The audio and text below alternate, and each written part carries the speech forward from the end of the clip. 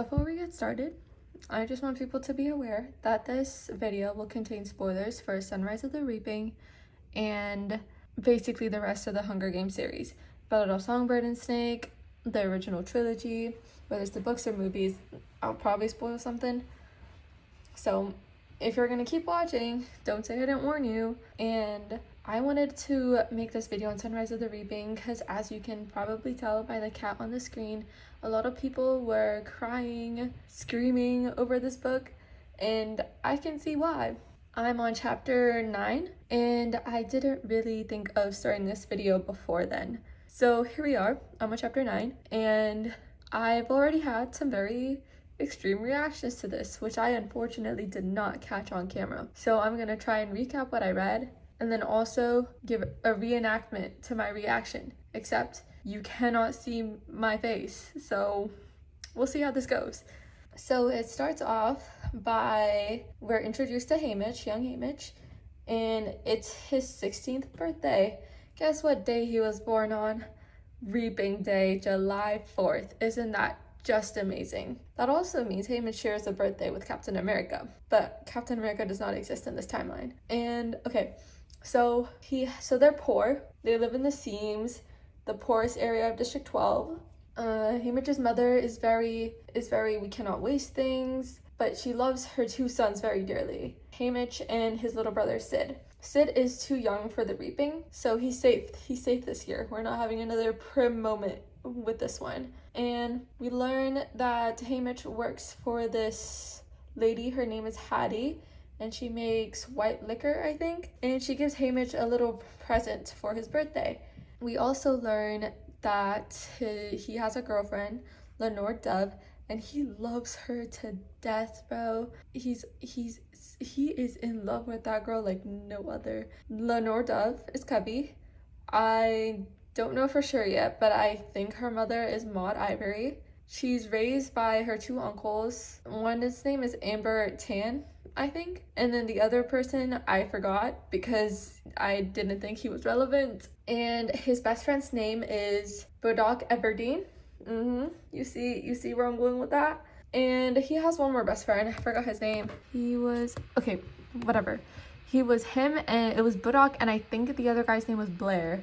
I think his other best friend's name was Blair. Anyway, so that's basically, yeah. And then Lenore Dove, she kind of has rebellious ideas. She got arrested twice because of said ideas. Haymitch wants her to be more careful because he thinks that the way things are, they're going to stay that way, because there's really nothing that, he doesn't believe that there is anything that they can do, which is honestly really sad. And Lenore Dove gives him his birthday present, which is this little striker thing on the cover. It's a snake and it turns into a bird, and it's a flint striker, so it can cause sparks to begin fires or whatever. He goes. Oh, we also get introduced to Katniss's mom in this one, and throughout this whole book, Haymitch's thoughts are so funny. Well, I can't say whole book, but up to chapter 9 at the very least, his thoughts are so funny. He's talking to Katniss's mother, whose name is Astrid, I think, and he's like, dang, Bodoc can actually pull. I'm trying to think, and I said too much. I know I just read this, but I'm trying to differentiate between which details are important and which ones are not. Yeah, and so they line up for the reaping, because what else are they to do on reaping day? So they line up for the reaping, and this guy named Wyatt gets picked first. No, wrong. This girl named Maisie gets picked first, and then the other girl, Luella, gets picked. Luella is 13. Luella is 13, and Maisie, I forgot how old she is. And Haymitch is thinking, yes, my girlfriend is safe, we're good. Now I just need to hope that I don't get reaped, none of my friends get reaped, because I'd be really sad if that happens. At least I think he said that part. Maybe I'm making that up too. Don't take my word as law. Anyway, and then for boys, Wyatt gets picked. Guess who the final person is? If you guess Haymitch, you'd be wrong. It was this guy named Chance. That was his last name. His first name, I don't remember. Anyway, Chance, he's going up to the stage, and the announcer lady, I guess you could say, like what Effie's job was in the first book. This lady, her name's Drusilla, I think. We don't like Drusilla. She's a little brat, okay? And this Chance guy, he's going up, and then all of a sudden he just starts bolting. And the peacekeepers, they shoot him in the head and like in the square area. And Drusilla gets mad not because they shot him, but because they shot him in a place that was being filmed by cameras. Now they have this like 5-minute buffer period, so they try to like get everything in order. The peacekeepers are like scrambling, the people are on the ground because the peacekeepers are starting to shoot everyone. Chance's mother goes up to Chance, and the peacekeepers are trying to keep her away, so like take the body out and like clean everything, and the mother's just hysterical. So Lenore Dove, being the sweetheart that she is, she goes and consoles this mother, and then she has a little bit of a scuffle with a peacekeeper, and that's when Haymitch moves. He doesn't immediately go, but he waits a little. He waits a little to see if things escalate, and that's when he steps in. And that's when Drusilla's like, oh, we need another tribute, and we don't have it. Like, our buffer period's almost up. We need to get on with this. So then she's like, you, the guy that's helping that girl, yeah, you're getting picked. So Haymitch's reaping was purely by accident, and I don't even think they're supposed to do that, just pick some random guy from the crowd. So that just makes Haymitch's story so much more heartbreaking, because he wasn't even supposed to be picked. He was safe, and then an accident like him just trying to help his girlfriend causes him to be reaped. And then Plutarch, I have never said these names out loud before in my life. And then Plutarch was like, because Drusilla wanted to just kill off Lenore Dove as well, but then Plutarch was like, no, I could use these like crying, heartfelt scenes, right? And so then everything's in order. Everyone goes back to where they were. Well, the boys go back to where they were. The girls stay up there. And then they redo the boy tribute scene. And so it goes Wyatt, Haymitch, and then his last name, I'm not even going to attempt to say that. And he goes up, and it's just shock. And like, I was so angry. I was so sad. And then in the crowd, Lenore Dove, she's like standing there without us, like trying to keep her emotions at bay because she doesn't want to become a capital, what is it called? A capital pawn? She doesn't want to become a capital, she doesn't want to be used for the capital's entertainment. And because of all the mess they made, they made, which was basically the peacekeepers killing a guy, they were like, okay, you don't even get to have a goodbye, you little brats. Drusilla said that. And then they're getting like hauled off to the train, and Plutarch is like, wait, I need more scenes of like emotion and crying. And so Drusilla's like, okay, you have a couple minutes, and if you're not there, then I'm leaving. So he's like, thank you. So they take a few pictures with, I think, Wyatt's family, but they don't show a single ounce of emotion. And then it's Haymitch's mother and his brother, and they're told to be like all shocked, dramatic, like crying. And at first they didn't want to do it, but then Plutarch offered them a final moment with Haymitch. So then they did act for the capital. It's so sad. Do you want my reaction while I was reading the reaping scene? When I saw that the Chance guy was shot in the head, I was just like, no. This is how Susanna is gonna repay me. And I was doing that in class, bro. I was tweaking in class. And so, when I catch President Snow, it's so over for him. And so then after he says like his final words to what he thinks is his final words to his mother and brother, he's like, you're the man of the house now, Sid. You gotta take care of Ma, blah, blah, blah. And then he also gets taken to the train. Oh, and also he like gives everything he has to his mother. His birthday pocket knife that she gave him, all the money, all the corn, all the gumdrops in his pocket. The gumdrops, by the way, are for Lenore Dove because she loves gumdrops, and he tells Sid to give them to her. And then on the train, he's looking out his window, and on like a hill, he sees Lenore Dove with gumdrops in her hand.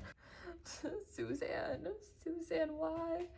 Yeah, so then they're on the train, and Hamish comes to the realization that, oh, Luella is all, he is all that Luella has. And Luella is basically his little sister. Like, he thinks of her as a little sister.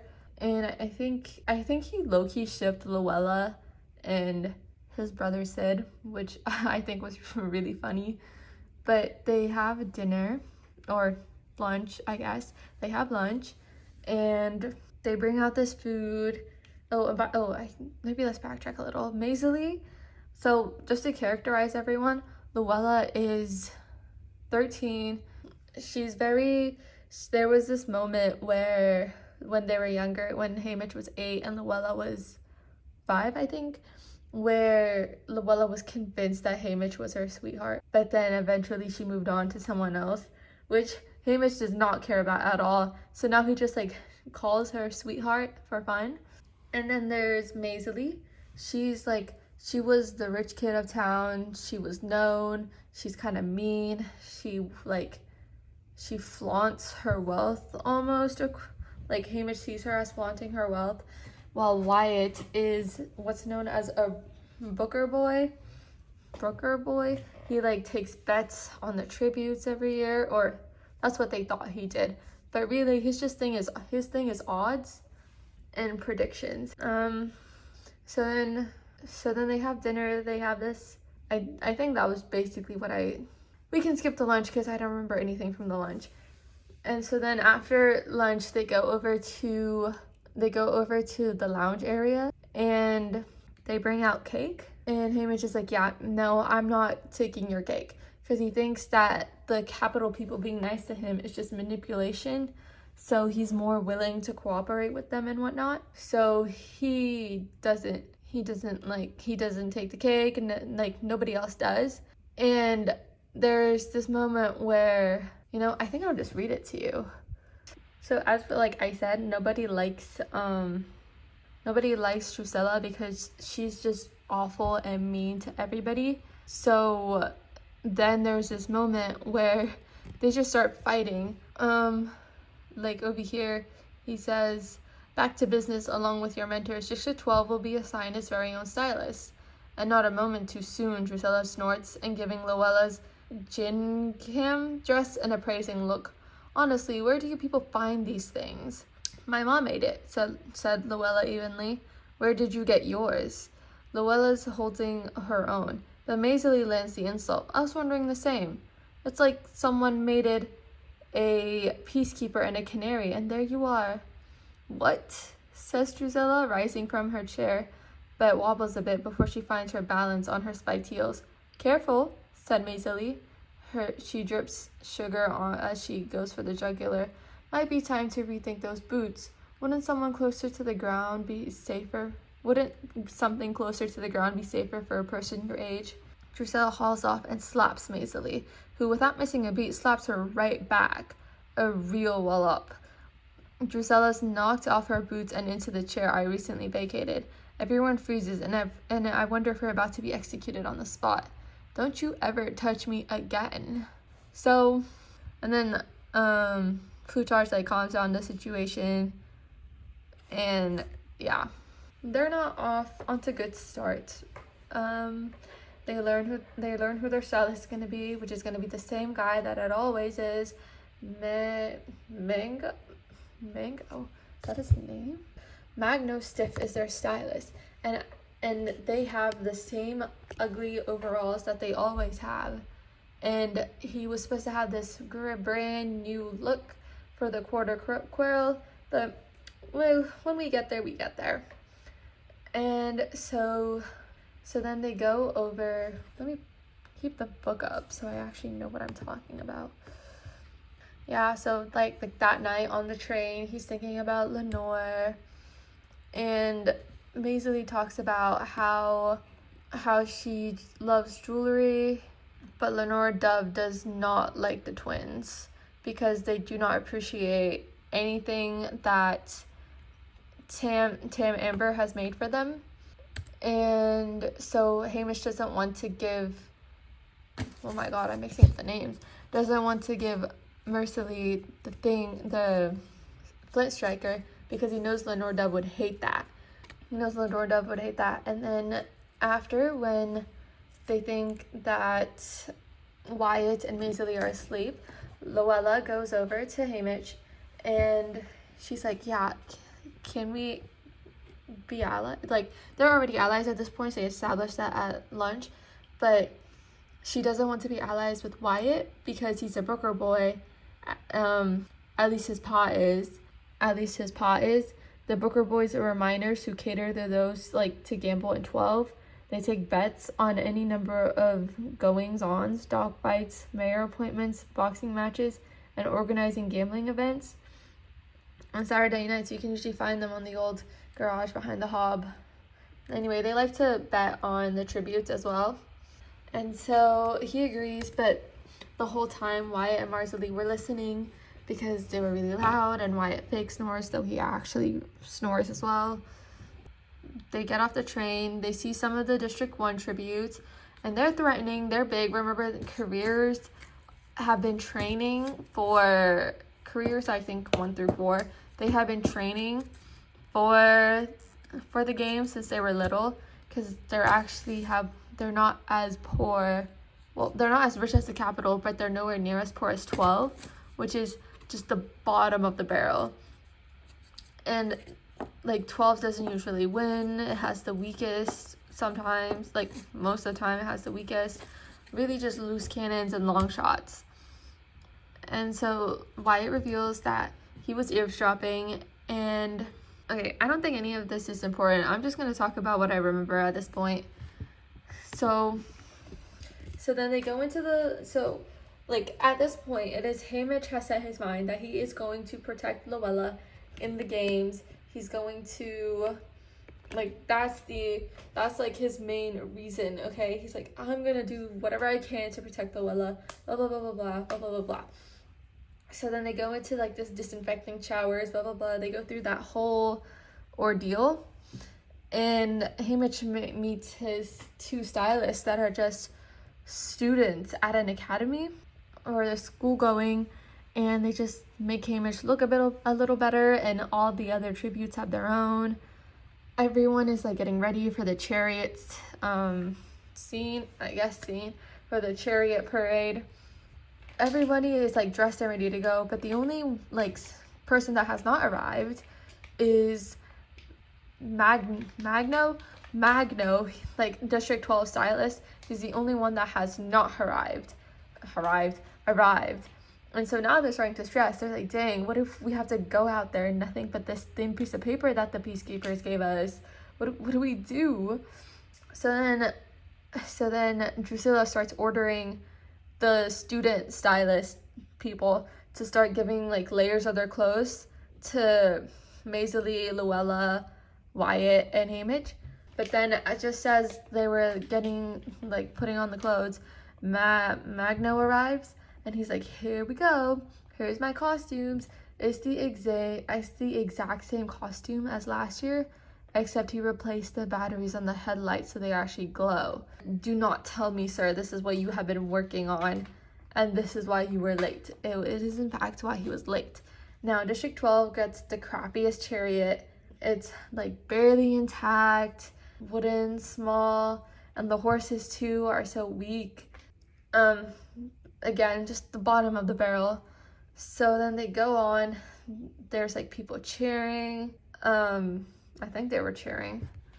Anyway, doesn't matter. They go through the chariot parade, and it's just really humiliating. Like, if I was them, I would be so embarrassed, because what do you mean I'm in this ugly miner costume?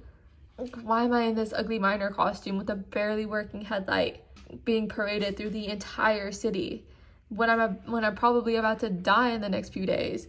And so as they're going, I think what happens to their horses at first? I know what happens after, I just don't remember what happened first.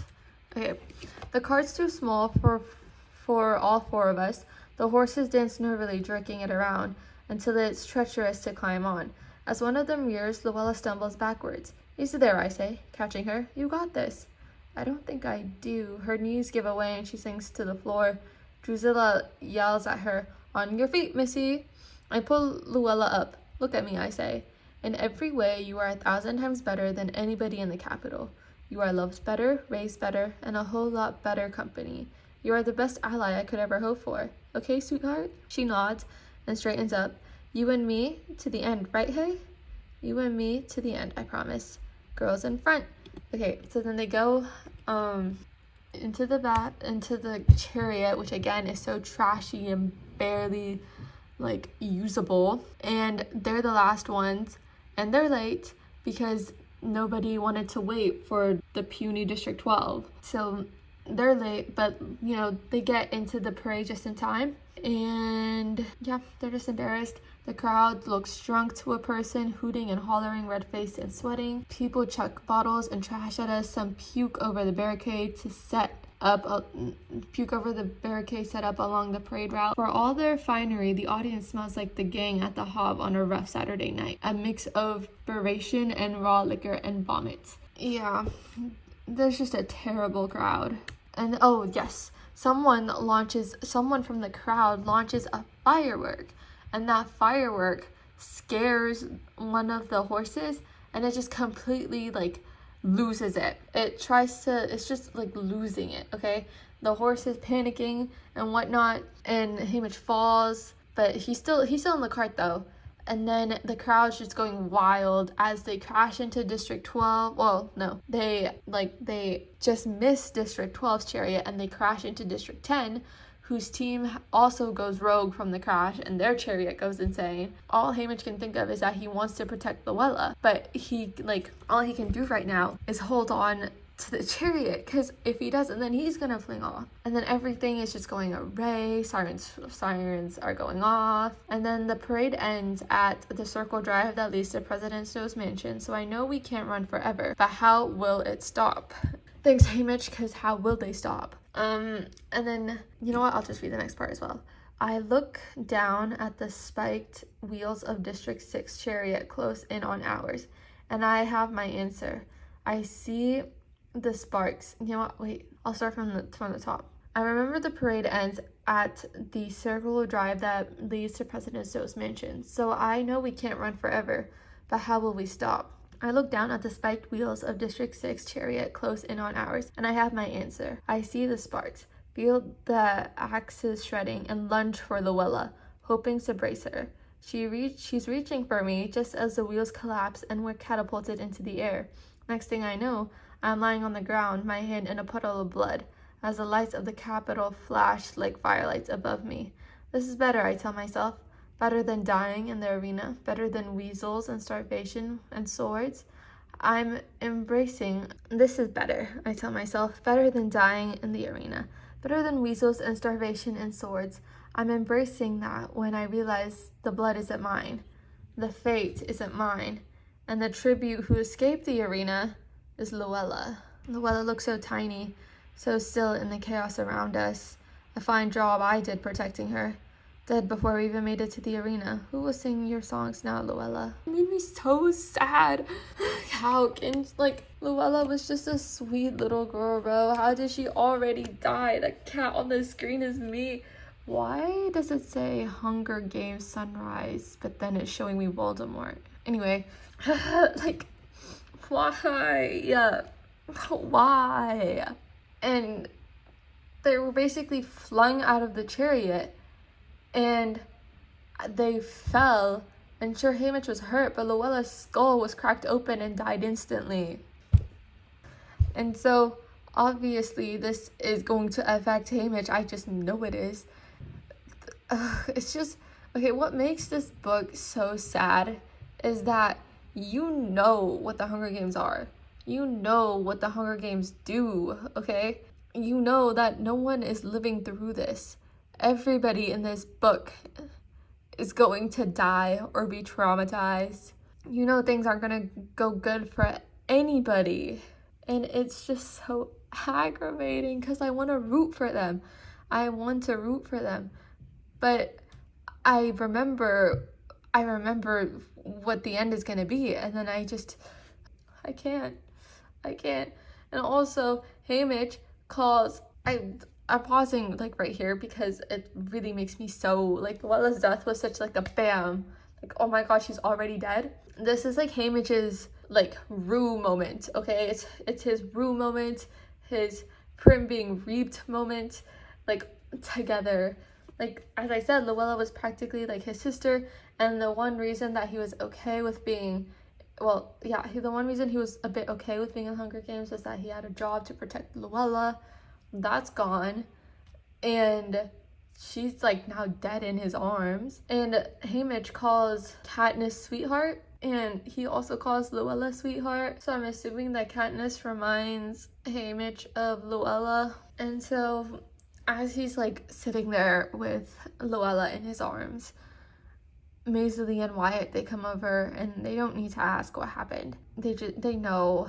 So then Maisie takes off one of her bajillion necklaces and puts it around Luella, because she was going to give Luella one necklace anyway as a token, because in the games you are allowed one token to remind you of home, and Luella didn't bring one. So Maisie was going to give her one of her necklaces. And Maisie says that we have to fight back. Like, we can't just let one of us die and then do nothing about it, or like let them see us as inferior to them. So then Hamish takes Luella and he runs.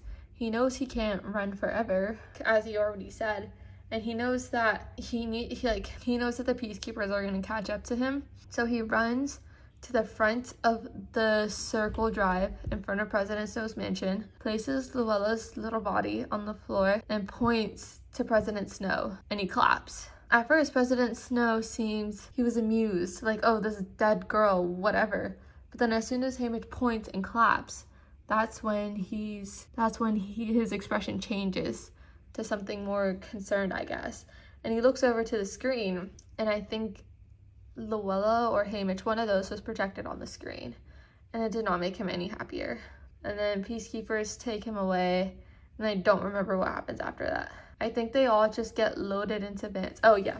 So then after they get taken to the stables, I think it was the stables, and they're all just like waiting for the vans to show up to load up the districts and to send them like to their apartments. And that's when like Hamish, he's like already grieving.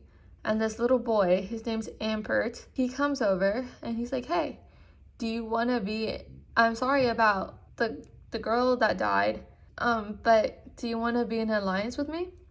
He just lost his ally. And then he says, wait, let me see what he says. He says, hi, I'm Ampert. I'm from 3.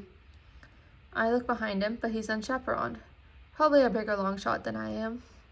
I can't imagine what he wants, but I hope somebody would be friendly to my brother under these circumstances.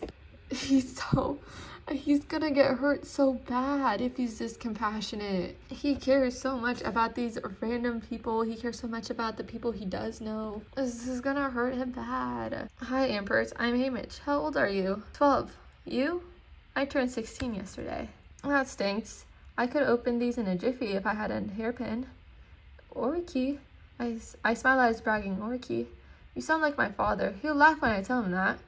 I could point out that Emperor will never see his father again, but I've already exceeded my meanness quota for the day. By that, I mean he was being mean. By that he means that he was being mean to Wyatt. He said that, oh, would your family place a bet on you dying? And Wyatt was like, yeah, they would.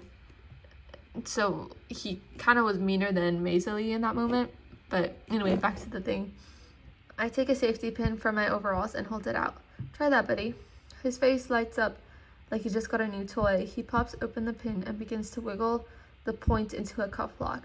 They don't really teach us this in school. They focus on technology we use in the factories. But my mother taught me. She she's the mechanical one. I know lots of things that should be useful in the arena if you'd like to be my ally. So that's it. This fellow district tributes have rejected him, and he's on the hunt for someone more pathetic than he is.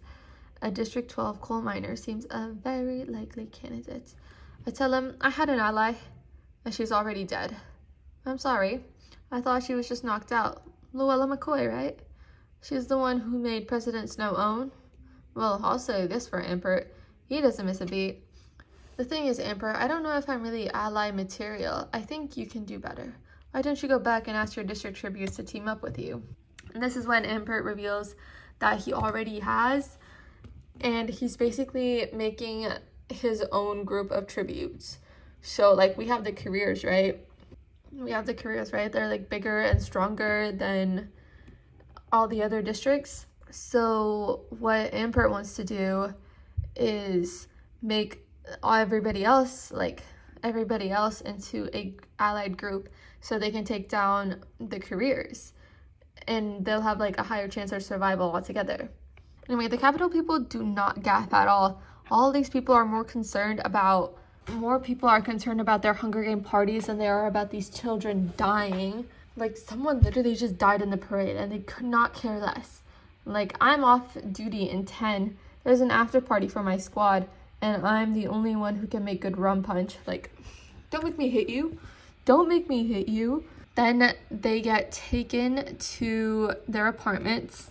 And that's when we learn. I'm just making sure I'm not missing anything. I don't want to like skip to the part and I'm like, oh, wait, I forgot to mention. I probably will still end up doing that though. So we end up in the apartments in Wirus. Does that name like ring a bell for anyone? One of his mentors, and so is Mags. So for Wirus, her games was the mirrors. For Wirus, her games was completely like a mirrored area. So every surface was reflected. Her entire games had like was all reflective surfaces. And Wirus, she found a spot to hide in, like a blind spot from everyone, from the other tributes, from the game makers, and hid there until the final person. And that's when she was hit, and that's when she revealed herself. And then the guy, the remaining tribute, like ran towards her, but then he tripped on a reflective rock, I guess, and then died and drowned. I think I'm remembering that correctly. Mags, oh dude, like, it hurts, bro, it hurts. I know these people. Mags arrives. She's a victor from District 4. She looks at me sadly, knowingly, then opens up her arms and says, I'm sorry about Luella Haymitch. And that's when he just starts crying in her arms. And then everybody, like, Russ, Maisley, and Wyatt, they go with Wirus, and they all just shower, clean up, have dinner peacefully. And they don't really try to press them too much for strategy or really anything at this point, which, you know, fair. Like, one of their friends just died, and then they just go off to bed. That's basically it.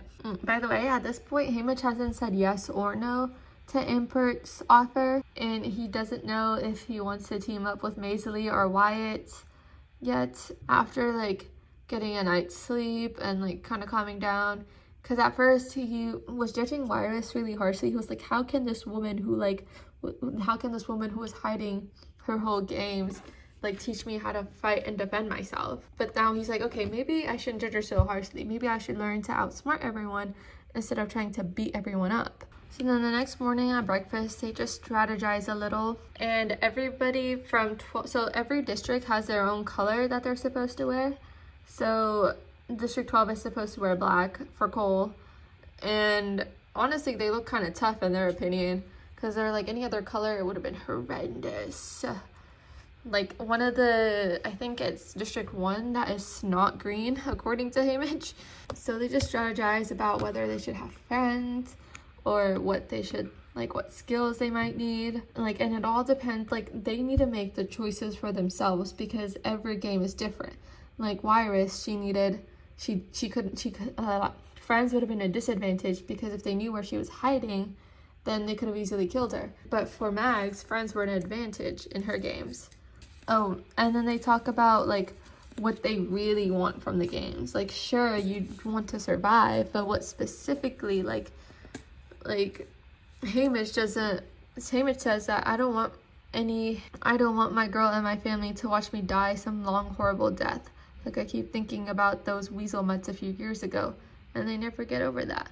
If I'm going, I want to go fast, says Wyatt. I don't want people who bet on my death being drawn out to make money. And Hamish is shocked that someone could even like bet on their family like that. And Weasley doesn't want to beg or plead for her life. She wants to go out with her head up. When Mags asks if that's everything that they want, then Hamish thinks of something. He thinks of what Imprint said about Luella making President Snow own. And so he says that he wants to do everything that everybody said as well. He also wants to, because there are cameras watching, he has to word it in a more polite way. So do you want to make, oh my god, I skipped the part where he says that. I glanced at the camera in the corner because there's cameras watching them everywhere. It was even in the bathroom that Hamish had to cover it up. That I want to make the Capitol own what they're doing to us. I want to remind people I'm here because the Capitol won the war and thinks that 50 years later this is a fair way to punish the districts. But I like them to reconsider that 50 years is enough. That sounded sufficiently diplomatic. I wait for them to laugh or roll their eyes, but no one does. Indicates that Mags and Iris also want the same thing. At least that's what I took from that conversation. Oh, they talk about how Hamish doesn't like. It's something you think over carefully. You could easily put yourself or your allies at risk, nodding at Wyatt and Maisie. Oh, Hamish doesn't want us for allies, says Wyatt. Really? That's where he's going? Nice, Wyatt. So I'm the jerk? Not the meanest girl in town or the guy who sets the odds so scum can make bets on dead kids? Mags gives me a worried look. It's a good thing to have allies. You may find yourself gravitating towards one another anyway when you go into training. Maisie addresses Wyatt. I could be your ally if you're not too choosy. Okay, he says. Even though everything I said was true, I regret saying it. It's not like I'm perfect. They both get under my skin, but I'm blaming them for too much. They didn't kill Luella or pick me in the reaping or create the Hunger Games. I need to back off. Besides, if I'm going to paint a decent poster in the arena, I need time, which allies could buy me. Honestly, I don't hate Maisie. Like, yes, in the beginning she's kind of stuck up, and she slightly is, like, she's mean. But she hasn't really done anything that has warranted her any hate towards her. At least not from what I've seen. Like, sure, maybe she's done stuff in the past, like how she treated jewelry given to her by Tan Amber.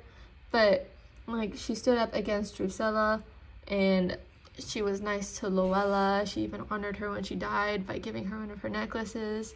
And I think it's just, and I guess in 12 she would have been stuck up and like more horrid than what she is now, because like these people are all she has left of her home.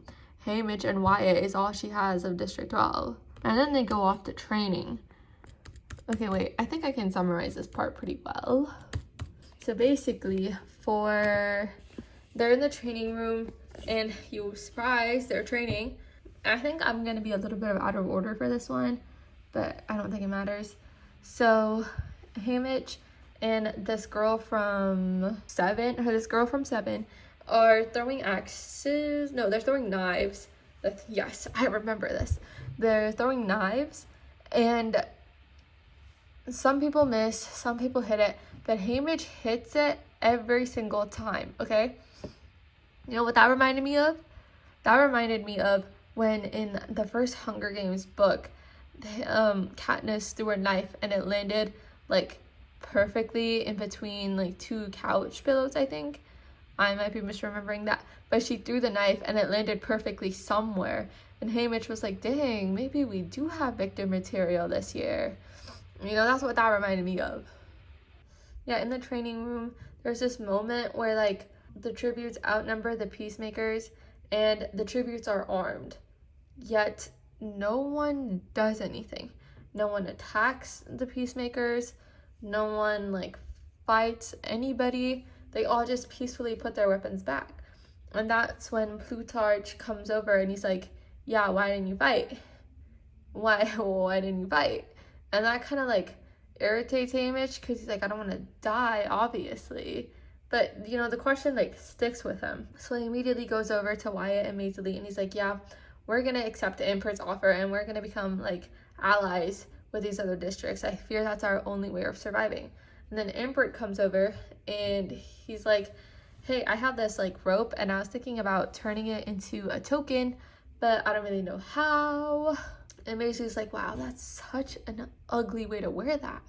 And Hamish is like, girl, I just talked to you about this. I told you to not be mean, and I told Wyatt to not like spew random facts about random probabilities about our deaths. But Impert does not care. Impert's like, wait, it looks bad. And then Maisie's like, yeah, I could like weave it for you though to make it look better. And he's like, okay. And he gets the safety pin that he had from Hamish, and she's like, yeah, that could work as a hook, but be careful though, because one wrong move and it could unravel. So they go over to the bleachers. Maisie is like braiding this thing for him. They've accepted the alliance, and before going, Ampert says, oh, my dad wants to talk to you. He's running the potato stand. And Hamish is like, what? Is this kid a lunatic? Is this kid just a liar? What is up with this kid? Why is his dad here? Why is there potatoes in the training room? Why are there potatoes in the training room? And so then he goes over, he finds the man with the potato, and guess who that is? It's Beatty. And guess who Ampert is? It's Beatty's son.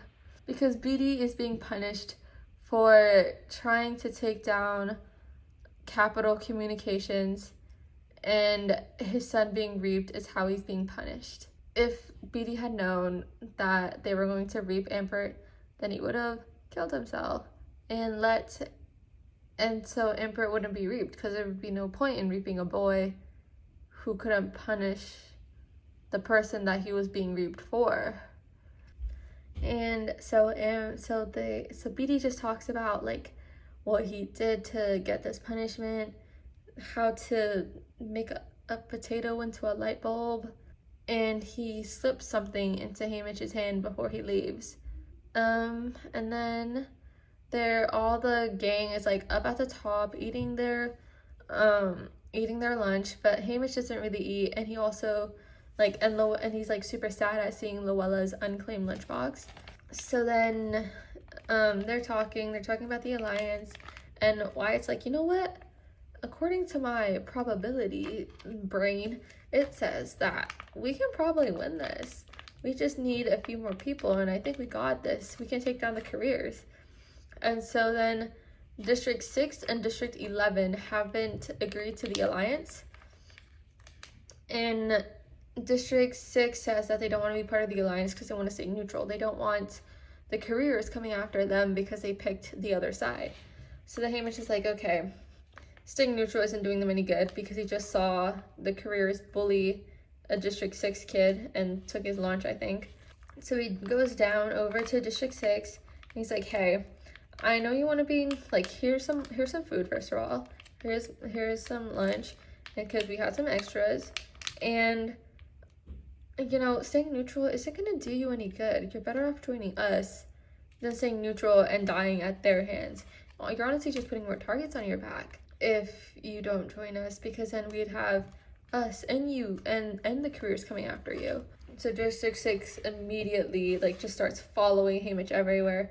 They follow him back up to the bleachers. Even after their little meeting, they're following him around the training room. And they decide on their name is going to be the Newcomers, because it meant that they were learning something new. Because the careers, they have been training for the Hunger Games. The Hunger Games are ingrained into their mind. While for the other tributes, the other districts, it's like, oh, this is the worst thing that could ever happen. So obviously they're not too stoked about that. So then they have this alliance. They're newcomers because they're not really a part of this whole Hunger Games, like train for Hunger Games, be prepared for this like event type of like thinking. Yeah, so they just do a little bit more training. They all head back to their vans. Haymitch and gang are feeling a little better because they're like, okay, we have people on our side. There's less people we have to worry about there's less people we have to fear, less people we have to worry about killing. And as they're on their way home, the van stops earlier than it's supposed to. And the peacekeeper comes over and motions for Haymitch to come out of the van. And as Wyatt follows, the peacekeeper's like, no, only Haymitch. And so they go in, and Plutarch opens the door. They're at President Snow's mansion, by the way. Plutarch opens the door, and he's like, Haymitch, it seems the president has changed his mind about your little performance. And Haymitch is just like, oh man, I am so screwed. This is where, I think he says, this is where I pay for my poster. Yeah, this is where I pay for painting my poster, which was the whole thing that he did with Luella in front of President Snow's mansion and pointing at him. And that's where I'm at, and that leads us to chapter 9. Hopefully the rest of this video won't be very summary, and it'd be more reading vlog-y, if that makes sense. Like, there's gonna be less of me sitting in front of my computer yapping, and more of me like reading a couple pages and being like, oh my god, can't believe this happened, this is my thoughts on it, let's continue on. Hopefully, if I remember to do that.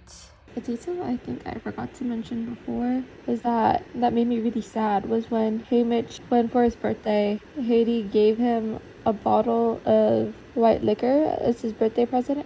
I don't think I mentioned the fact that he said that he wasn't much of a drinker. We all know what Haymitch turns out to be when he gets older. So I think you can assume why that made me sad. Yeah. Okay, so Haymitch is currently in the mansion area, and he's supposed to talk to President Snow. And this entire time, he's like terrified and scared of talking to like President Snow, because he thinks he's about to get executed for his little stunt that he did during the chariot event. So he was terrified. And then they just start talking about Haymitch and Plutarch start talking about Nepenthes? I don't know. They're talking about that and how Haymitch doesn't like that Plutarch knows the poem where his girlfriend got her name from. Anyway, President Snow finally shows up, and he looks awful. He's like sick, just not looking too hot, bro. He's like sick, vomiting, and then Haymitch is like bodily contact with him in this state makes me feel a little braver. He's just a man as mortal as the rest of us. For all I know, he's on his way out right now. Little does he know that Snow was in fact not on his way out. He's still here for so long. And then he's like, Plutarch and I haul the president back into the library, and we deposit him on an embroidered couch, which Haymitch doesn't want to help the president, obviously, but he's kind of ordered to. So, you need a doctor, Mr. President, Plutarch advises. No doctor, croaks Snow, grasping Plutarch's arm. Milk. Milk? Haymitch, check the bar. We keep some for milk punch. The refrigerator's on the right. I take my time, playing the confused district piglet who doesn't know left from right, and even when he's worked that out, he can't figure out how to spring the panel door that conceals the fridge. When I finally open it, I spot the milk in a pint-sized white china pitcher. A golden staircase wraps around the cylinder, and an eagle perched on the lid, the replica of the steps in the corner of the library. I glance around the refrigerator door as Snow goes into a coughing fit, while Plutarch hovers over him. This is probably the best chance I'll ever have to fight back against Snow directly. Here's to you, Luella. I tip open the eagle lid. He just drinks the milk that was meant for Snow. Wipe Wipe the mustache from my lip. Then I close the door, holding out the picture helplessly. It's empty. Plutarch's eyes widen in disbelief. He knows full well what I've done. I wait for him to rat me out. And then he mutters in exasperation, "Those servants!" and disappears out the door, shouting for more milk to be brought. Like I said, unpredictable as lightning. I can't. Honestly, good for him. As much as, like, I hate Snow, he deserves this. Snow was trying to guess, Hamish's girlfriend's name, and Hamish is shocked because how does he know how Cubby names work? But we know it's because from Songbird and Snake, and his girlfriend was Cubby once upon a time. I hate Snow. He said, "Dove and your family should be free to enjoy long, happy lives." And then Hamish, he's like, "Oh, but their future will not include me, is a special kind of vicious." But it's actually going to be the other way around, and his future isn't going to include them. Why? And then he was listening on to their final wishes, and he's like, "Yeah, you're going to die. But how do you want Lenore Dove, your mother, and that dear little brother of yours to see? You can die clean and fair, or you can open the games with the slowest, most agonizing death ever to befall a tribute. And yes, you should be thanking me for giving you the option." I hate Snow. I hate him so much. Why would he do this to Luella? In my head, I read Hamish just kind of like aggressively. So this part, because like who wouldn't be aggressive when they're about to be sent to their death, and their little sister figure has just appeared in front of them, who was supposed to be dead, by the way. And so he's just gonna send her in, whoever she is, and get her killed in the games? That seems to be the current plan. I don't approve of this. You're my hero. I hope I'm just like you when I grow up. Oh, wait a minute. That won't be happening. She's gonna knock him dead at the interview, I said to Plutarch. I love Hamish. He's already hurting. He's gonna get hurt extra bad. So, I don't remember where I last left off. I think it was when Hamish was going to see President Snow. But he's survived the encounter, and we meet fake Luella. Obviously Hamish is mad, and we also get confirmation that Snow is basically gonna do everything he can to get Hamish dead in the arena because he hates Hamish. And some more districts to their newcomers allies. So now there's two very distinct allies, as 1, 2, 3, 4, 5 are on the career side, and then 6, 7, 8, 9, 10, 11, 12 are on the newcomers team, I'm pretty sure. And so they're feeling pretty good about themselves. They do some more training. Then they go practice for their interviews. Wyatt's going to make himself an odd maker. Maisley's just going to be a brat. Hamish is supposed to be a rascal, but doesn't really understand how to do that yet. Luella is a lost cause. And before that, with the meetings for the the game makers, where they get ranked 1 through 12, I think. 1 through 11, 1 through 12, something like that. Hamish gets a 1. So everyone's shocked about that, but this is a good thing for him because now people are talking about him. And we just got introduced to Effie. I'm so excited for Effie. I'm so happy to see young Effie because things aren't going well for them. Their poor stylist, Magno, he's like dying of reptile poisoning because he licked a toad because he's a reptile freak. I don't know. And they're like all these students from the academy, they're crying because of their grades, completely ignoring the fact that these kids are about to go into an arena and die from these stupid games. But they're like, no, my grade, I'm gonna fail this class and I'm not gonna get a job. Like, shut up. These kids are about to die. Hello? And then Effie walks in, and she has this like clothes bags, So she's gonna hopefully, she has clothes back, so hopefully she's gonna save the gang and they don't look absolute dog water for their interviews. Oh my god, Effie is Persepina's sister. And Persepina was just talking about how awesome her sister was and how she was so popular. So that means Effie was really good at school, which makes sense that Effie was good in school and really popular in school because she ended up getting she ended up getting a job as the person that reaps the names on reaping day for District 12. So I guess that makes sense. But that means Hamish and Effie have met before. I just know that Suzanne is punishing us for all those snow edits. She just is. And I just know that Amber is gonna have a horrible on-screen, like in-book on-screen death, just so BD can see it clearly that his son is dying. So they're currently in their interviews and they're talking about like the evolution of the Hunger Games. And the 10th Hunger Games was when the games evolved from pure punishment to unapologetic entertainment. The original sports venue, which I'm pretty sure is the one that Lucy Gray was in that was bombed, was abandoned for like these bigger games. And apparently for the first quarter quail, the districts had to pick their own tributes. Do you know how awful that is? It's bad enough to like be randomly picked, but I feel like it's so much worse to pick your own.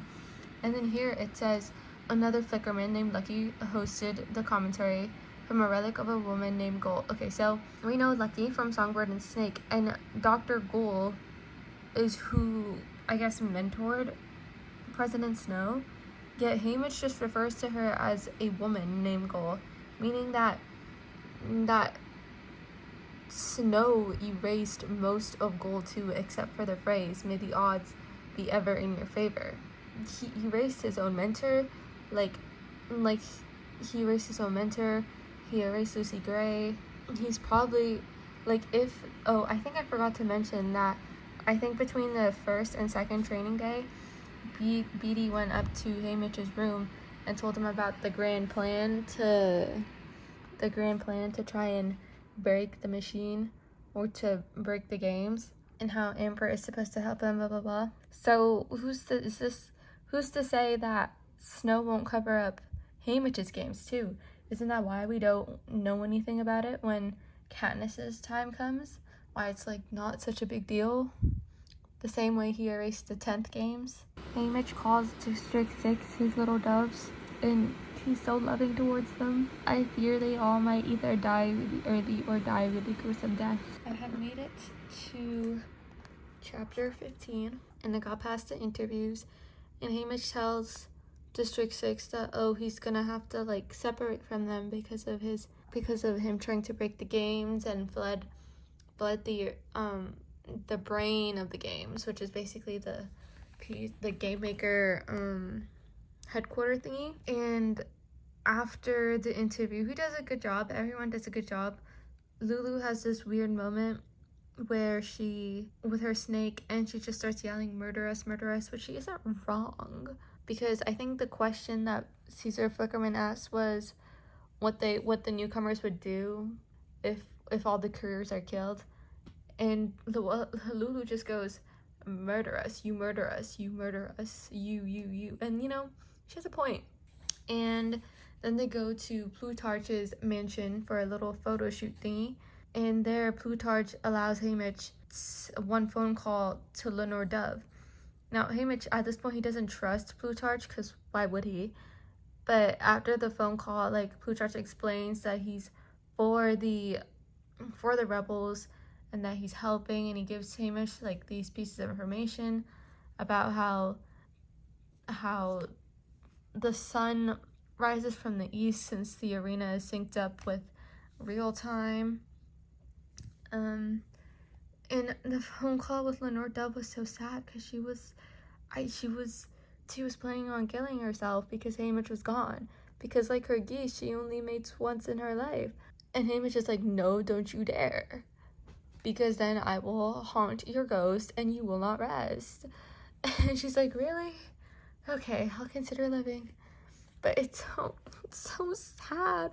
They're literally star-crossed lovers, bro.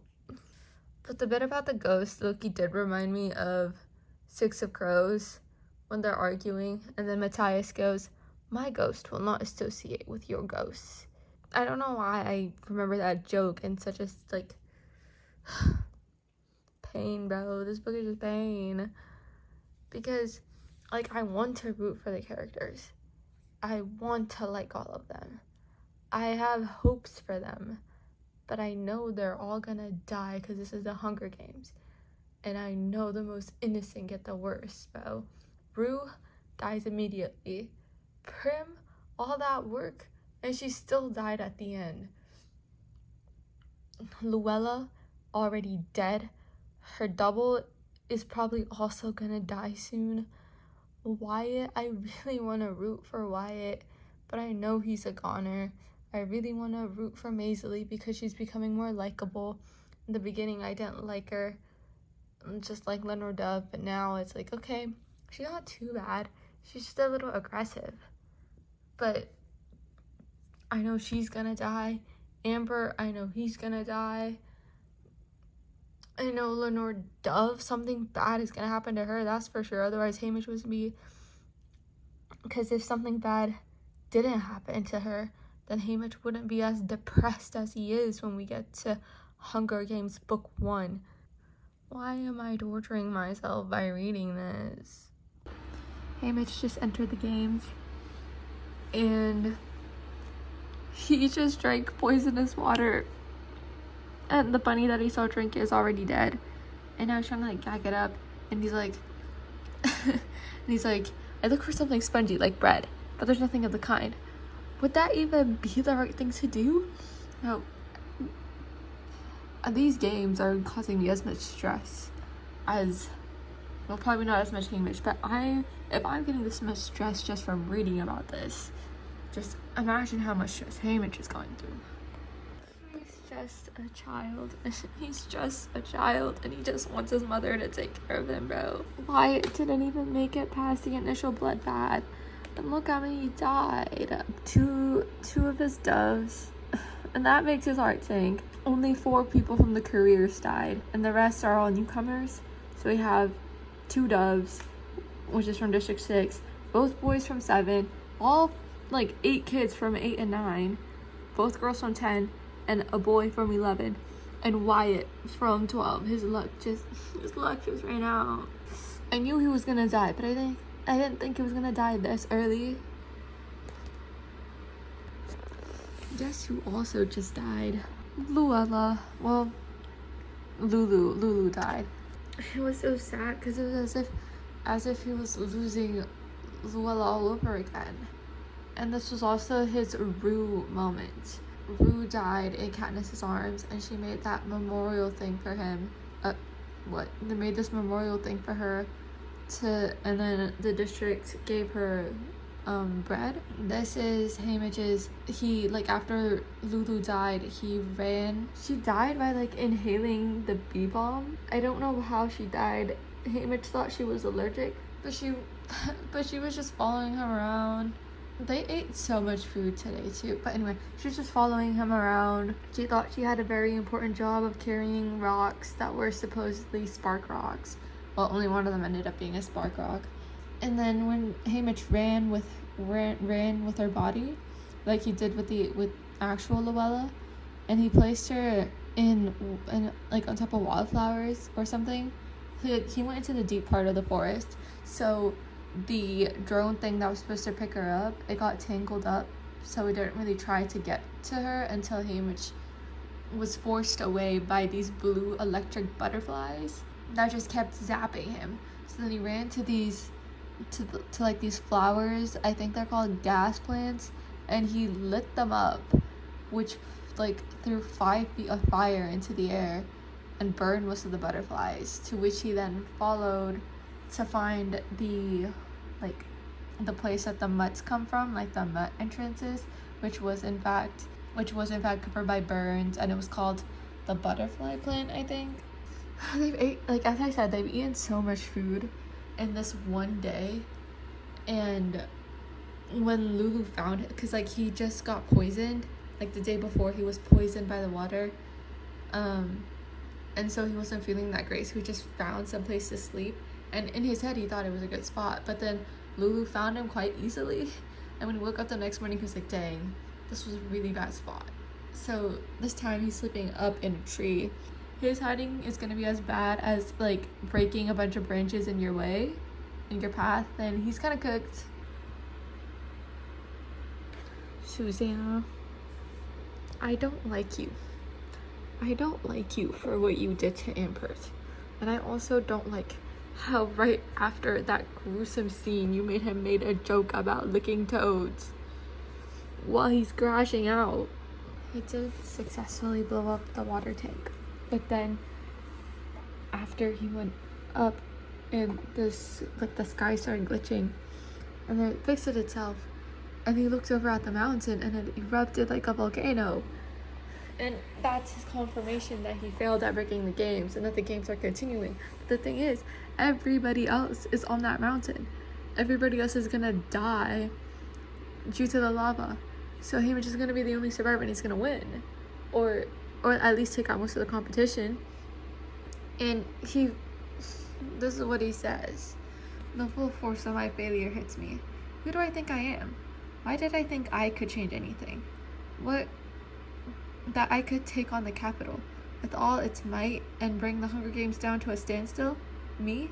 A 16-year-old kid from the trashy district in Pan Am with little schooling and no outstanding skills? I've got nothing but a big mouth and an inflated sense of my own self-importance. All foam, no beer. That's me. Near beer. Plutarch's words echo through my head, mocking me. No more implicit submission from you, Hamish. I'll Bernathi. Blow that water tank sky high. The entire country needs you. Well, back off, Plutarch. The fact that in the beginning, when talking to Lenore Dove, he was like, yeah, we don't need to rebel. We don't need to rebel. Sure, things are bad, but we're worse off if we rebel. Or like, you know, rebelling isn't worth all the death or whatever. He seemed pretty content with what he had in 12. Then in the games, it was his one chance to like fight back, to rebel. And then his one chance, the one time he did, he failed. Which is probably why he's so...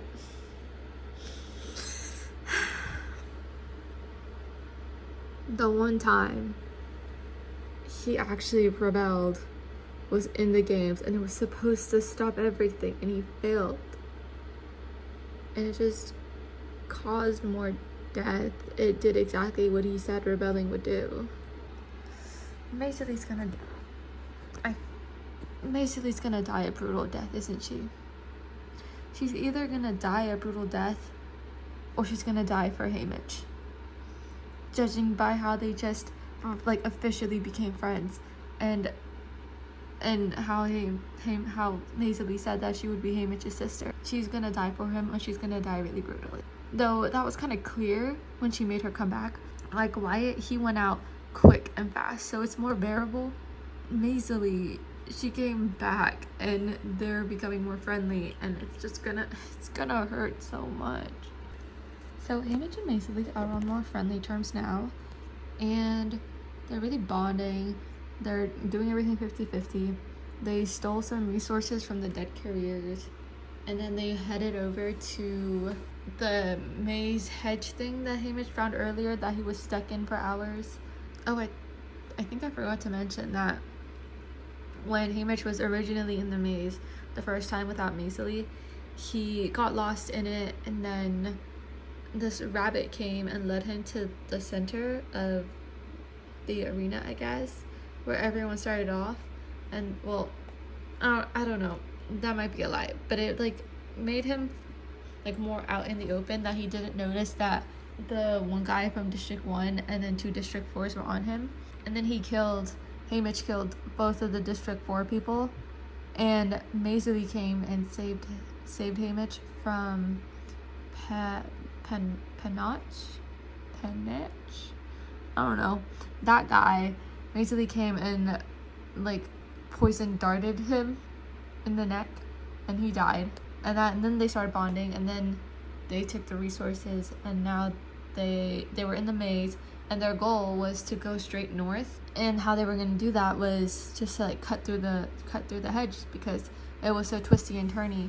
But then they made like 2 cuts, and then these ladybug mutts just started attacking them. These guys cannot catch a break. Like these butterfly mutts, bat mutts, squirrel mutts, fox mutts. Like there is nothing good happening, which makes sense because this is the freaking Hunger Games. But still, their bonding moment was the only happy moment we got in the arena. But every single time he tries to paint his poster, someone just ends up getting killed.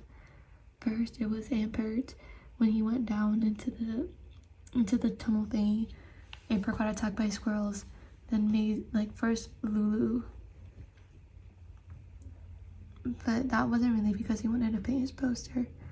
And then Maisley, because he wanted to stay by the edge and stare at the generator while she went to go get their supplies. She died. And then now Welly, who he was just trying to find things for her, and then he got caught up in the sponsor gift that President Snow gave him, well, that he suspects President Snow gave him, and that ends up getting Welly killed. So now there's just Silka and Haymitch in the final 2. So I'm on chapter 26. Oh, not 26, 25. Well, what? I am on 26, huh? Oh, no, never mind. I am on 25. And I don't remember what happened the last time I updated. But basically, everybody died. There's only 3 tributes left. There is Haymitch, Welly, and Silka, and after Maisley dies, Haymitch thinks that his one final action will be to protect Welly so she can be the victor. But he finds Welly and she's starving, so he gives her food, and as he's helping Welly, Silka is crying at the base of the tree, so he just tosses her some chocolate, and they have a truce for that one night. And then next day, he's gonna bake a potato for Welly, and he goes out looking for dry wood or just something to burn so he can actually boil the potato or bake the potato, because it was raining the night before. And then President Snow, he suspects, sent him a pitcher of milk, which goes back to at first when he first met President Snow, and it was like throwing up and whatnot, and the exact same pitcher and the president wanted Snow, and Plutarch was like, there's milk in that cabinet, get the president some milk, Haymitch. And Haymitch just drank all the milk. The pitcher that the milk came in during the games was an exact replica of the pitcher that was in Plutarch's mansion. Yeah, and then as he's like preoccupied, he hears a cannon go off, so he runs back to where Welly was, and Silka chopped off her head. I don't even know how old Welly is, but judging by the way Suzanne describes her, I think she's on the younger side. And then after that, Haymitch, he's like, okay, yeah, you're not going to be the winner. I'm so done. So then he and Silka battle, and he gouges out her eye, and she cuts him open so that his intestines are spilling out. And then he runs and he ends up back to the hedge with the ladybugs that he and Maisley burned. And he sees the canyon, and Silka throws the axe. It goes into the canyon, and because the canyon has this force field thing on to protect the generator, the axe bounces back and like hits Silka, like chops her head. And as she's like dying, Haymitch, he remembers that he still has like bits and pieces of a bomb that he can blow off, which he then does. And as he's like pulling all these things together to like make the bomb go off, the drone thing is just going off like crazy, or I think it's the drone that's going off like crazy, and it says freeze Hamish. Abernathy, you have been drop that now. You don't know what you're doing. Stop, don't throw it. And then he throws the bomb into the canyon and it explodes. He's going to be punished greatly for this, isn't he? I don't think Suzanne is going to be kind about what happens to Hamish next for this little act of betrayal. Well, I guess the more correct way of saying it would be that Snow will not be kind towards this act of rebellion. It's gonna end up so badly for him.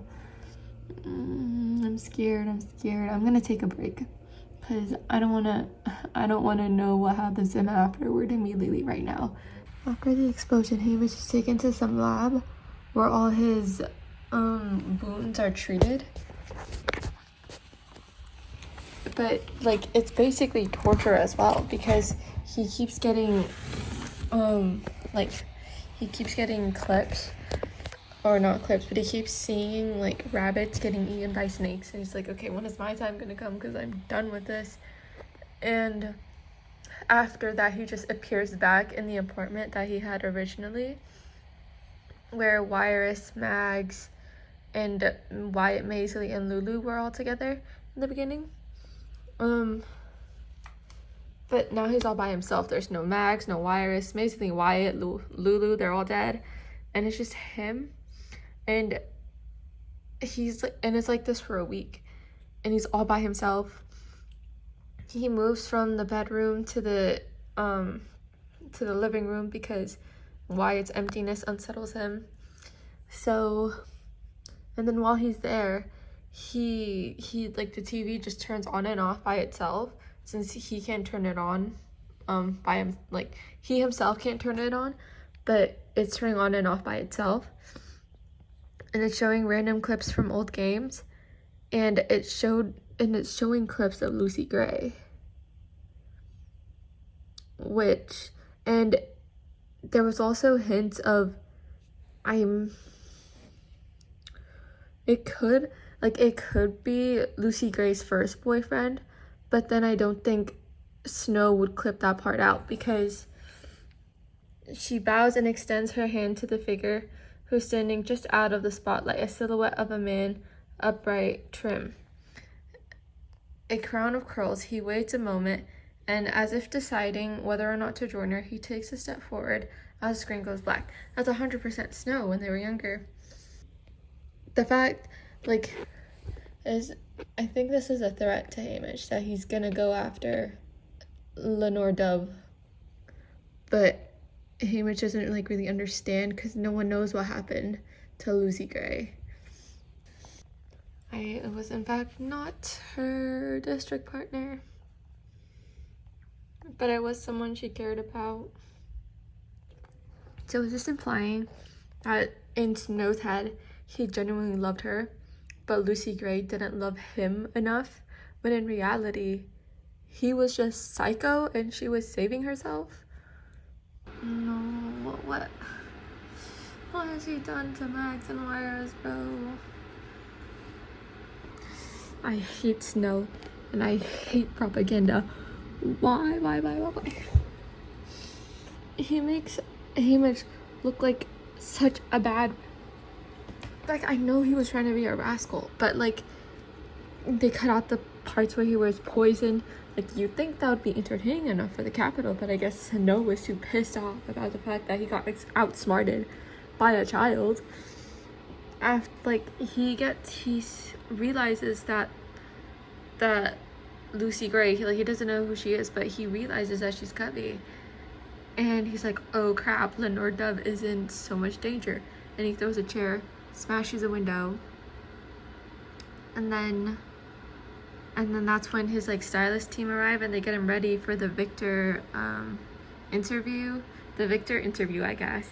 And it's all going wrong. I haven't even gotten to the worst of the propaganda yet, because I just got to, what the heck, I just got to this part, they got this, oh look, the pretty woods, such a nice hike. And then I like glanced down at the bottom of this page and I see, and up until this point, I think the recap has been fair record of what occurred in the arena. However, on day 2, things start to go wonky. How bad is it gonna be by the end of this interview? Their lack of discernment transforms the recap, validating as truth. Basically, what I think Suzanne is trying to say is if people don't fight for the truth is gonna turn into lies, it's gonna turn into propaganda, it's gonna turn into a story. And stories change over time. They evolve over time, benefiting one side or the other. But that doesn't make it any more true. And that's what you kind of have to fight for. But no one is. The Capitol is just mindless people following whatever Snow tells them. They don't fight for the truth. No one questions anything. It's so aggravating. Like, how has no one in the Capitol realized that they're being lied to all the time? Like, wouldn't you think that, oh, this isn't what he said in the interview that I saw live? Like, hello? Or this isn't what they showed me during the games? She died earlier. Like, how do you not remember these things? How do you not remember people dying, like, yesterday or like 3 weeks ago? Is that why Snow waited? Because he knows that the Capitol people aren't affected this much by the death of district tributes. So by waiting a couple weeks to do the Victor interview, he's kind of erasing all that information from their minds. I don't like this. I'm scared for when he goes home. I'm so scared for when he goes home. I'm not even joking. I am tweaking so much right now. I don't want to know what he does to Ma. I don't know what he does to Sid. I don't want to know what he does to Haiti or Lenore Dove or any of the Covey, because do we even hear of the Covey in the main trilogy? But I guess that's kind of the point of this book, to know the truth of what happened during Haymitch's games, to know the effect of not knowing the truth or just letting the lies slide by. This just makes me straight up mad. That is cruel. They should have been home already. He's like been paraded off to parties and like he's more panicked because he's like, oh my god, Snow is gonna kill my family. Because after watching the recaps, he was like, so I guess Snow does land on top. And Snow goes, just wait for your homecoming. No. And then he like goes to a bunch more parties, and then he's loaded on the train, and then the bodies of Luella, Maisie, and Wyatt are also going on the train with him. And mind you, they're on like the next cart over. And then so now he's like, oh my god, what happened to Lenore Dove? What happened to like Snow's Cubby girl? Like, what, did he kill her? No. And then he's just thinking about like all the things that Snow could take from him, and he just remembers like songs from his childhood, like the one Maisie's grandma used to quote when she was scared. And this is the other song he remembers, the Are You, I'm not gonna sing it because I suck at singing, but this is a song that Lenore Doves plays for Burdock sometimes, who is like her distant cousin. So Haymitch's best friend Burdock, who is Katniss's father, is distant cousins with Lenore Dove, which makes Katniss somewhat Cubby. Anyway, and the song is, we all know the song. Are you coming to the tree where they strung up a man, they say murdered 3. Strange things did happen there. No stranger would it be if we met up at midnight in the hanging tree. Are you coming to the tree where the dead man called out for his love to flee? Strange things did happen there. No stranger would it be if we met up at midnight in the hanging tree. I fear for Haymitch, man. This is the worst freaking Chekhov's gun you could have written, Susanna. Like, his mother told him to fill the cistine before on reaping day, but then he forgot. Well, he didn't do it because he thought he wouldn't get reaped or something. I don't know. He just didn't do it that day, and he got reaped and he got sent away, and his cistine was empty. And his mother and his brother died in the fire because of the cistine being dry. I remember when I was reading that part, I was like, that's kind of strange. He forgot to fill the cistine. Surely nothing will come of that. how wrong I was. A bad moment when I look up and see my ally wearing her District 12 black and start for her. Mazily, her face crumples into tears, hides in a handkerchief, not mazily, literally, like as two peas in a pod, Mr. Donner sauce beside her. Obviously deranged. Not funny, Suzanne. Like a home, before I remember I have no home, just a pile of blackened beams and pumps. It makes it worse because he was the McCoy's house and they're literally neighbors. What the hell, Suzanne? Why would you give us? Why would you let him be happy just to snatch it away from him again? Why did you let him meet Lenore Dove, be happy, have hope for the future, then let her eat the gumdrops, the poison gumdrops? And not only that, but you made Hamish open the freaking bag and she ate the poison gumdrop. So Hamish was allowed back home. As I said, he's loaded in with coffins. He gets home. Lenore Dove is still at the commander base. And Hamish comes home. He's like, okay, where's my mother? Where's my brother? They're in the burning house and they're dead, okay? And Lenore Dove is still in the commander base, blah, blah, blah. His family is dead in a burning building, okay? He's obviously like going crazy. He stays at the McCoy's house for a little bit. They hold the funeral for everyone. And he sees Maisie's twin sister, the part that I read to you, and he misses his sister, man. And then he's like, okay, I can't handle being in the McCoy's house anymore because that's his neighbors, it's like Luella's family. So he's like, I'm gonna go home now. He has no freaking home. And so then his friends are like, oh, you could stay with us for a while, Blair and Burdock.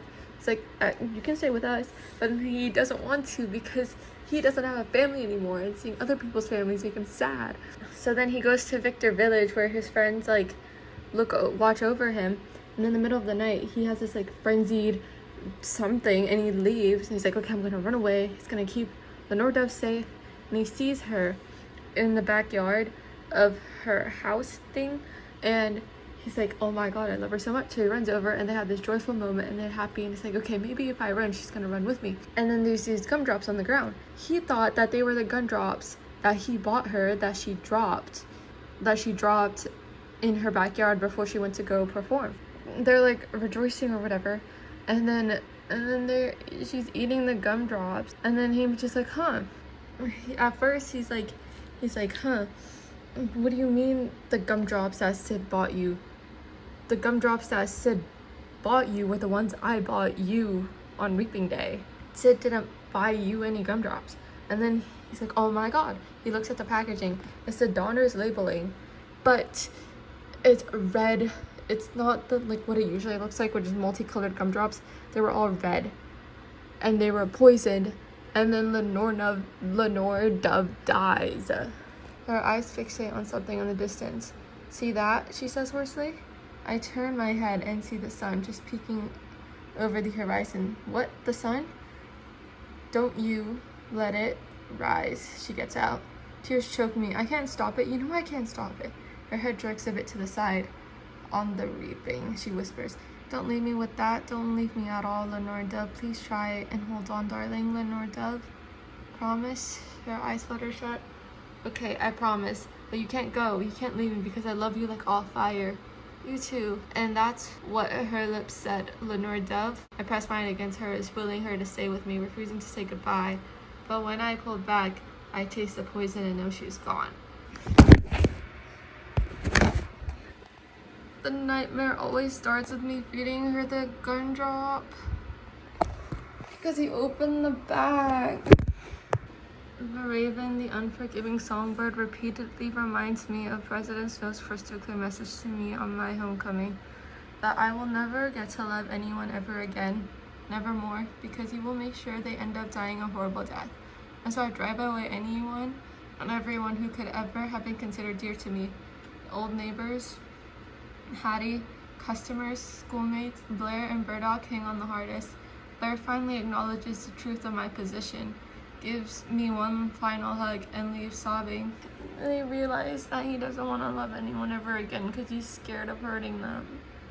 Even then, Burdock insists on showing up, sometimes along with Astrid, who bears bottles of sleep syrup. Defiant, deaf to my pleas, I resort to throwing rocks hard at them. It takes one hitting Astrid on the forehead, blood pouring down her perfect face, to finally get them to leave me alone. Hurting her that way feels worse than anything I did in the arena. I would welcome death if it wasn't for my promise to Lenore Dove that I would somehow keep the sun from rising on the reaping. Plutarch tries to get him to join the rebellion again. He just says no, because he's depressed. He has nothing to live for. All he's trying to do is forget, but he can't forget. And you just see his descent.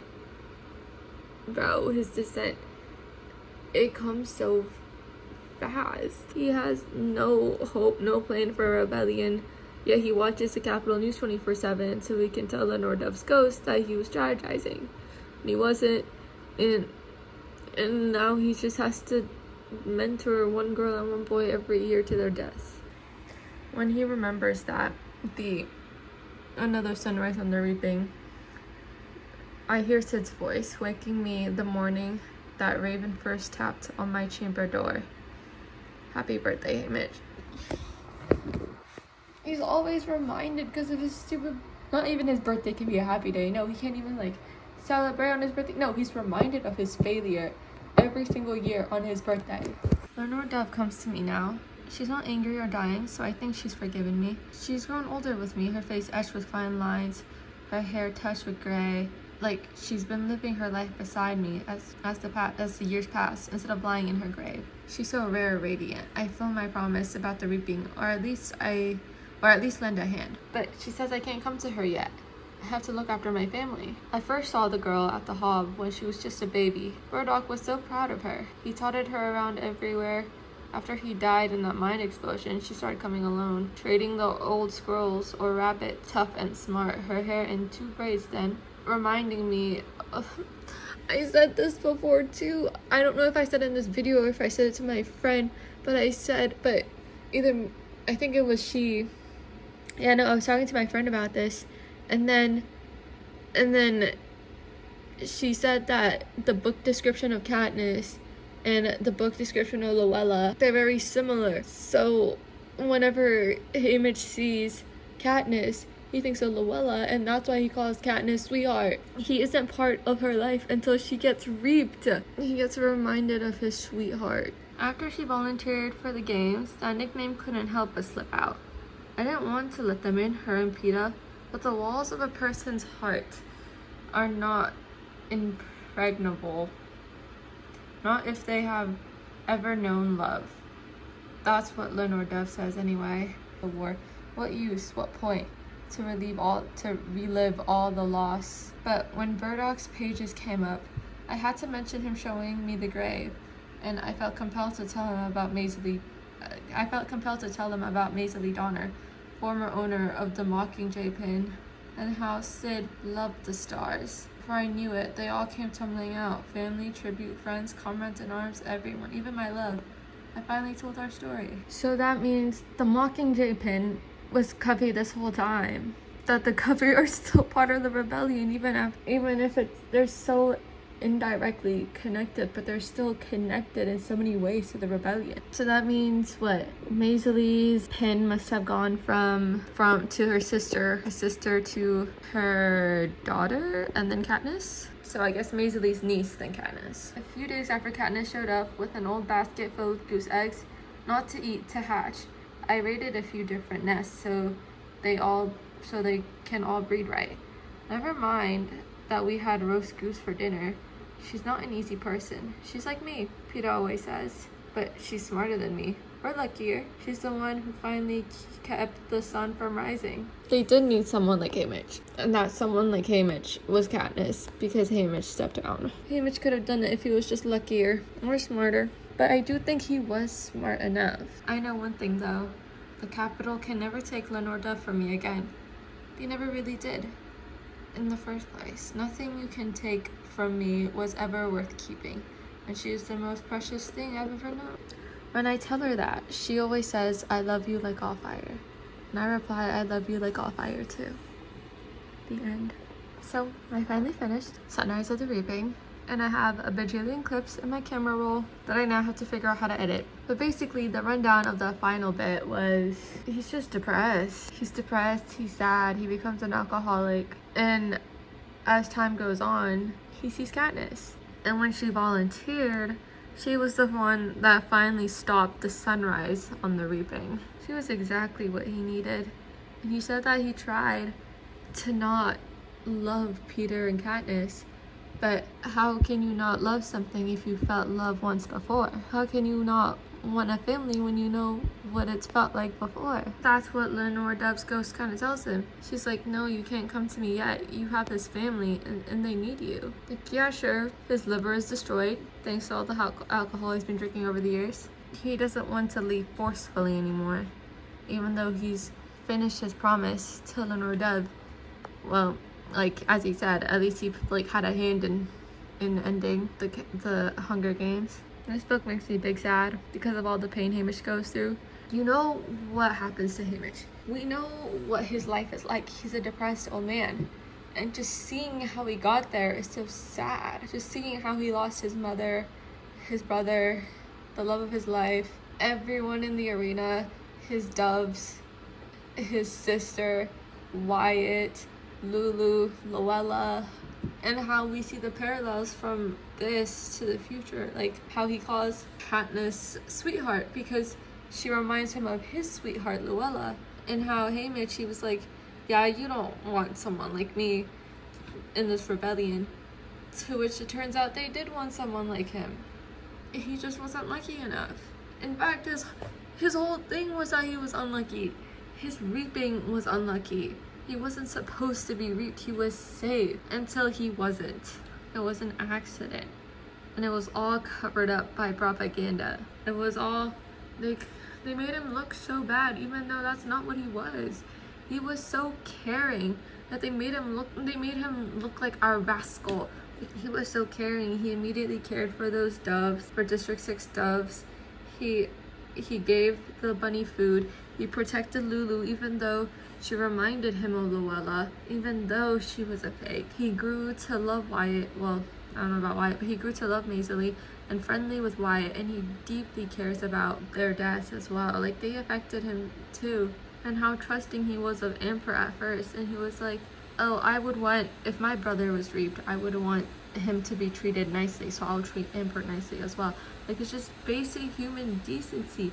He wasn't a bad person, and the district made him out that, the Capitol made him out that way. So in conclusion, should you read this book? Yes. Will it make you cry? Yes. Will Haymitch be kind of funny throughout it all? Also yes. Like, why were we getting absolutely traumatized, and then we had Haymitch making a joke? Which, honestly, real. Whatever helps you cope, man. Go for it. I didn't cry, but it did make me big sad. And I will be thinking about this for weeks on end. And I will be talking about this continuously. And I will be talking about how brutal it was.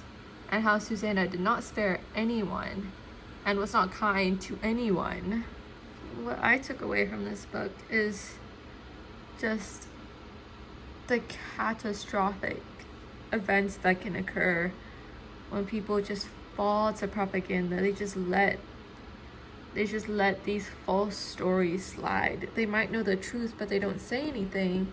They just let it, they know what's actually happening, yet they don't say anything. They don't do anything, even when they have the ability to do so. They don't. For once, it might not seem like a bad thing. It's like, oh, it's just a small white lie. Over time, those white lies collect, and they can lead to as bigger propaganda as matching what actually happens, like mixing up events, omitting things, twisting the story to make it look like something else happened. Like, I'm sure some of the people in the crowd during the recap were like, yeah, that's not what I remember watching, or oh, that's not what I remember Haymitch saying to me or to the crowd. Yeah, no one said a thing. They all just kept on cheering. It kind of reminds me of how in Animal Farm there was that mule or donkey thing, I don't remember, but he was supposed to represent the educated people in Russia, and how they didn't say anything until it was too late. Like, the donkey, he could read, but but like he didn't speak up. When he had the chance to speak up about, like, when the pigs weren't in that much power, he could have spoken out and be like, oh no, they're changing the rules. Oh no, they're lying to your face. Oh no, they're taking your food. They don't care about you at all. Instead, he just stays quiet. And he only speaks up when it's too late. When Boxer is being taken away to the slaughterhouse, it's too late, but that's when he speaks up. And that's kind of when everyone realized, oh crap, this, or like, not when they realized, but that's when, I guess, I don't remember, it's been a while since I read The Animal Farm. It's kind of a moment where it's like, oh crap, they're lying to us. What else could they be doing, you know? But by that point, it's too late, because now they have too much power, and speaking out is practically useless unless you try to gain that same amount of power to fight back. And it's kind of also when, like, Haymitch had so many opportunities to, like, all the tributes had so many opportunities to fight against the peacemakers when they did have the advantage, but they were so used to being crushed that they didn't do anything. But when they did do something and they thought they had the advantage, they really didn't. Just some food for thought.